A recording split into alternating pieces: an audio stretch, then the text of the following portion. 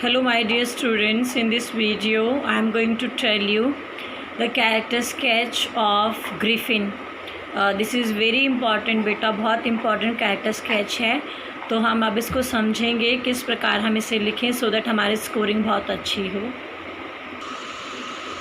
So we'll start like this. Griffin is the main character of chapter The Footprint Without Feet by H.G. Wells. ये दो लाइनें वो students लिखेंगे जो 10th class के हैं, और इसके बाद आप लोग लिखेंगे whole story revolves around him, he is an antagonist. Antagonist होता है विलन। और क्लास 12 CBSE बोर्ड के बच्चे इस प्रकार लिखेंगे Griffin, GRIFFIN। Griffin is the main character of the novel The Invisible Man by H.G. Wells. Whole story revolves around him. He is an antagonist. तो ऊपर आप इस प्रकार से लिखिएगा स्टूडेंट्स।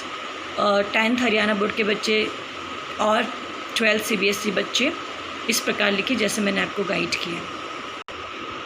देन आप फर्स्ट पॉइंट लिखिए brilliant scientist. Griffin is very brilliant scientist as he discovered a rare drug which can make human being invisible. He drinks it and becomes invisible, but he has not made drug which can make the body visible again, and he is working on that. Griffin एक बहुत intelligent scientist है क्योंकि उसने एक ऐसी दवाई का आविष्कार किया है जो मनुष्य को गायब कर देती हैं, लेकिन अभी उसने उस दवाई का आविष्कार नहीं किया कि अगर इंसान का शरीर गायब होता है तो वापस दोबारा कैसे दिखाई देगा, और वो उसके ऊपर वर्क कर रहा है। सेकंड पॉइंट आप लोग लिखिएगा एक्सेंट्रिक एंड क्रूएल। एक्सेंट्रिक होता है सनकी, क्रूएल होता है निर्दयी। Griffin after drinking that rare drug becomes invisible. He is eccentric and cruel as well. He is fed up with his landlord and sets his house on fire and ran away. So third point में आप इस प्रकार लिखेंगे कि Griffin ने वो दवाई पिया और उसके बाद उसका शरीर इनविजिबल हो गया, अदृश्य हो गया। वो बहुत ज़्यादा सनकी था और निर्दयी था, और वो अपने लैंडलॉर्ड से परेशान हो गया था, इसीलिए उसने अपने लैंडलॉर्ड के घर में आग लगाई और वहाँ से भाग गया। ये आपका सेकंड पॉइंट होगा eccentric and cruel. Third point बेटा आप लिखेंगे lawless person. After running from taking revenge, revenge होता है बदला, लेकिन आप बदला वर्ड मत लिखना, ये मैंने आप लोगों को समझाने के लिए लिखा है।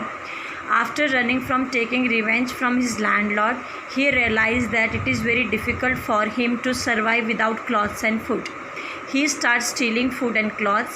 He injures the owner of shop and flees. Flees का मतलब भाग जाना. Thus he starts breaking laws by stealing and killing people.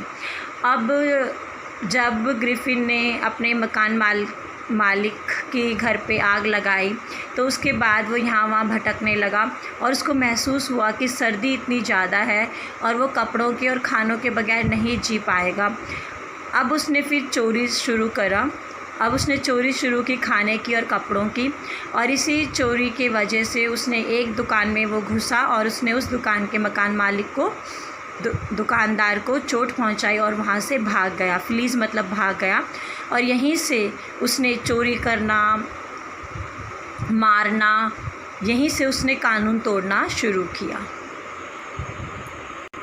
Next point बेटा आप लोग लिखेंगे bad tempered and very selfish. Bad tempered होता है जिसको गुस्सा बहुत जल्दी आता है, उसको हम बैड टेम्पर्ड कहते हैं, और सेल्फिश मतलब स्वार्थी।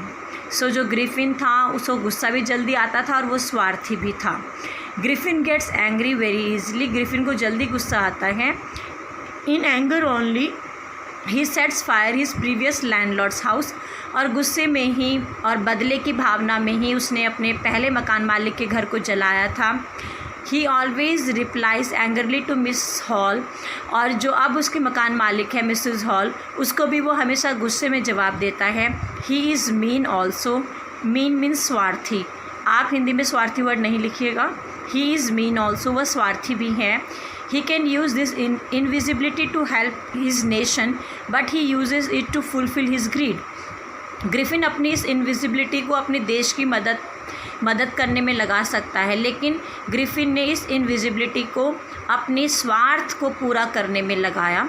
ही steals whatever he likes and enjoys life. उसको जो भी पसंद आता था उसकी चोरी करता था और ज़िंदगी मज़े से जी रहा था। बट धीरे धीरे उसको यह महसूस हुआ कि ये जो इनविजिबिलिटी है अब इसके लिए बहुत सारे प्रॉब्लम क्रिएट कर रही हैं।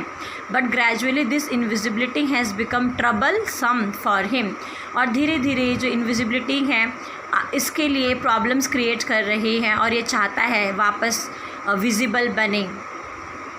सो आप अपना 4th पॉइंट लिखिएगा, bad tempered and very shellfish. So students हमारा लास्ट पॉइंट होगा मीट्स फैटल एंड।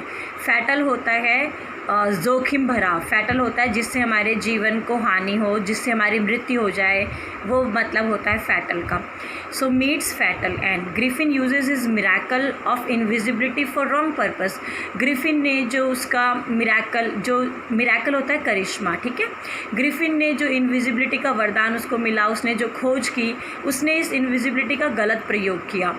वो क्या करता है, he steals, kills people, sets things on fire and disturbs all.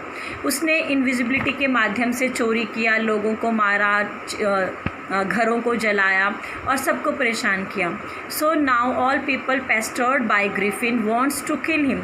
अब हर इंसान जो ग्रिफिन से परेशान है, पेस्टर्ड मतलब एनॉयड है, परेशान है, अब वो ग्रिफिन को मारने चाहते हैं। So at the end he is killed by few people mercilessly. और कहानी के एंड में जो ग्रिफिन है, कुछ लोग ग्रिफिन को बहुत ज़ोरों से मारते हैं, डंडों से मारते हैं, मोटे मोटे डंडों से मारते हैं। And his death is tragic. और जो ग्रिफिन का डेथ है, ग्रिफिन की मृत्यु है, ये बहुत दुखद होती है। सो ये बेटा आपका लास्ट पॉइंट होगा, मीट्स फैटल एंड। और एंड में with the help of black pen आप इसको हाईलाइट कीजिए इस प्रकार। Griffin is no doubt a brilliant scientist but his pride, cruelty, CRUELTY, cruelty, insanity, insanity होता है पागलपन, सन की behaviour, wrath, wrath means anger, आप एंगर भी लिख सकते हैं, anger and lawlessness, lawlessness has ruined him so he meets sorrowful end। ग्रिफिन, इसमें कोई शक नहीं है कि ग्रिफिन एक ब्रिलियंट साइंटिस्ट था, लेकिन उसके घमंड ने, उसकी निर्दयता ने, उसके पागलपन ने, उसके गुस्से ने और उसके कानून को तोड़ने वाले नज़रिए ने उसको बर्बाद किया। और इसीलिए जो उसका अंत था वो बहुत दुखद था। तो बेटा आप एंड में इस प्रकार इसको हाईलाइट कीजिए। सो आई होप आपको ये कैरेक्टर स्केच ग्रिफिन का अच्छा लगा होगा, पॉइंट वाइज था, ईजी था। अच्छे ढंग से इसकी तैयारी कीजिए स्टूडेंट्स। Thank you.